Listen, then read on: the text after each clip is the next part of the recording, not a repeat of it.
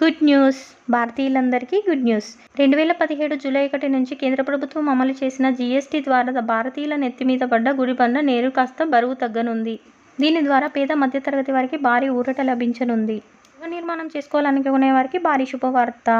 Cement, ఇనుముపై ఉన్న 28% జీఎస్టీని 18%కి తగ్గించారు. అలాగే ఇటుక మీద కూడా జీఎస్టీని తగ్గించారు. వ్యవసాయ పరికరాలపై ఉన్న జీఎస్టీని 12 నుంచి 5%కి కుదించారు.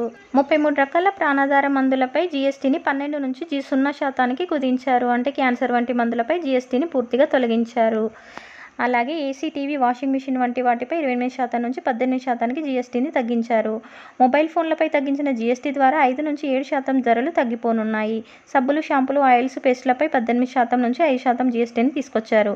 కుట్టు మిషన్లు, గిన్నెలు, డైపర్లు, నాప్కిన్లపై 12% నుంచి 5%కి, సైకిళ్లు, టేబుళ్లు, కిచెన్ వేర్పై 12, 18, 28% నుండి 5%కి తీసుకొచ్చారు. Life insurance policy